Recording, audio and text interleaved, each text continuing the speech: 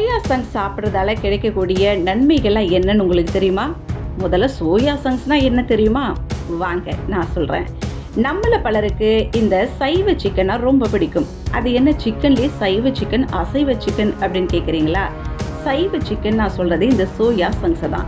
நிறைய பேருக்கு சோயா சங்க்ஸ்னாலே என்னன்னு தெரியாதுல்ல.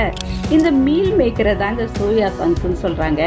பிரியாணி, கறி, காய்கறி சாலட் அப்படின்ட்டு பல உணவுகளை இந்த சோயாவை சேர்த்து சமைக்கலாம்.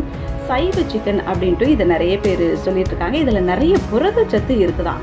சோயா எண்ணெய் உற்பத்தி ஆகுது பார்த்தீங்களா? அப்போ கிடைக்கக்கூடிய கொழுப்பு நீக்கப்பட்ட சோயா மாவுலேருந்து தயாரிக்கப்படக்கூடிய இந்த சோயா சங்கை நம்ம உடம்புக்கு தேவையான ஊட்டச்சத்துக்கள் நிறைய கொண்டிருக்குதான்.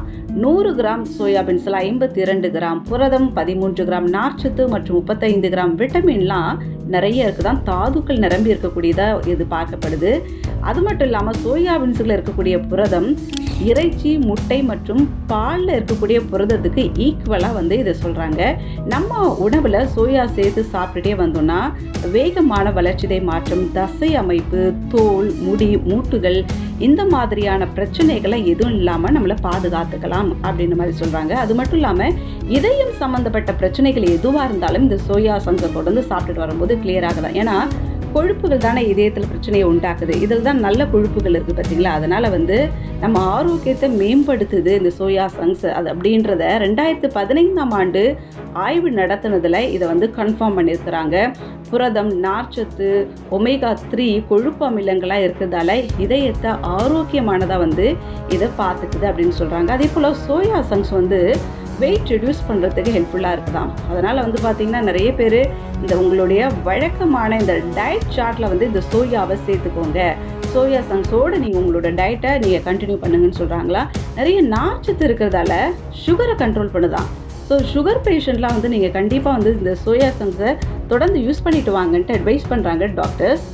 ஸோ சுகர் பேஷண்ட்லாம் பார்த்தீங்கன்னா டெய்லி 25-30 கிராம் சோயா சங்க்ஸை தொடர்ந்து நீங்கள் சாப்பிட்டுட்டே வாங்க, நல்ல ஊட்டச்சத்து கிடைக்கும் அப்படின்னு சொல்கிறாங்க. ஒருவேளை அதிக அளவு சோயா எடுத்துட்டா உடலில் ஈஸ்ட்ரோஜன் அளவு அதிகரிக்கக்கூடும் அப்படின்னு சொல்கிறாங்க. இரும்பு சத்து, கால்சியம், புரதம், கொழுப்பு, கலோரி இதெல்லாம் சிக்கனில் இருக்கிறத விட இதில் கம்மியாக இருக்கிறதால நிறைய பேர் சைவம் சாப்பிட்றவங்க இதை தொடர்ந்து விரும்பி சாப்பிடுவாங்க. நல்ல டேஸ்ட்டாகவும் இருக்கும். இதனால் பின்விளைகளும் எதுவும் இருக்காது பார்த்தீங்களா?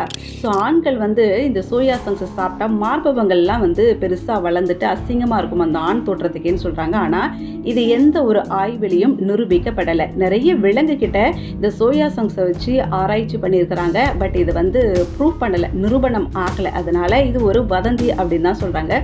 ஸோ ஆண்களாக இருந்தாலும் சரி, பெண்களாக இருந்தாலும் சரி, அளவோட இந்த சோயா சங்க்ஸை எடுத்துகிட்டே வந்தீங்கன்னா ஆரோக்கியம் கன்ஃபார்ம் அப்படின்றத இது மூலமா நாங்கள் சொல்கிறோம்.